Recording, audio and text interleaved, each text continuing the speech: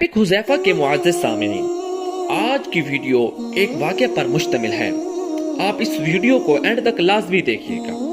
واقعہ کچھ یوں شروع ہوتا ہے۔ اسلام سے پہلے بہت پرانے زمانے کا ذکر ہے۔ ایک شخص تھا، اللہ تعالیٰ کی بڑی عبادت کرنے والا، انتہائی پرہیزگار، دنیا کی تمام برائیوں سے دور۔ اسی زمانے میں وہیں ایک عورت بھی تھی، بہت ہی گنہگار اور بدذات۔ اس نے اپنی ایک خادمہ کو اس شخص کے پاس بھیجا کہ ہمارے کسی سے کچھ لین دین کا کچھ معاملہ ہو رہا ہے، بہت بڑا اور اہم معاملہ ہے، اسے بہت ایماندار گواہوں کے سامنے کرنا ہے۔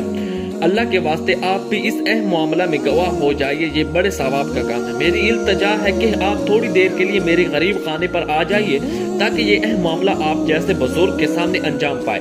یہ شخص انتہائی سیدھا اور بھولا تھا، عورت کے مکر و فریب میں آ گیا، ثواب سمجھتے ہوئے اس کے گھر پہنچ گیا۔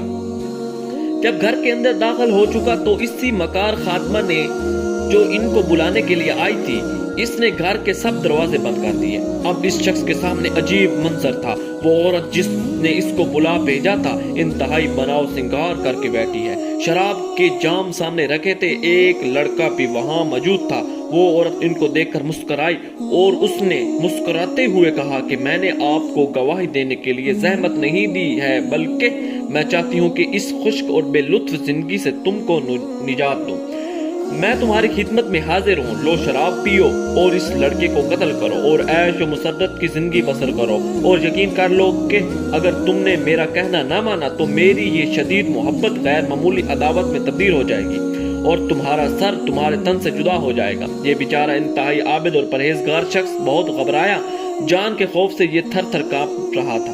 ادھر عورت کا اصرار تھا کہ تم ان تین باتوں میں سے کوئی ایک ہی بات کرنے کے لیے جلد سے جلد تیار ہو جاؤ۔ اس بیچارے نے اپنے دل میں سوچا، یہ تینوں گناہ عورت سے منہ کالا کرنا، شراب پینا، لڑکے کو قتل کرنا بہت بڑے گناہ ہیں، لیکن پھر بھی پہلے دو گناہوں سے شراب کا پینا کچھ کم گناہ ہے، اور اس گناہ کو ہلکا سمجھ کر اس نے شراب پی لی۔ شراب پینا تھا کہ اس کی عقل گم ہو گئی، نیکی اور بدی کی تمیز اس کے دل اور دماغ سے رخصت ہو گئی، اور اب عورت کے مکر میں آ کر اس نے ان دو پہلے گناہوں سے بھی اپنے نامہ اعمال کو سیاہ کر لیا کہ جن کو وہ بہت بڑا گناہ سمجھتا تھا۔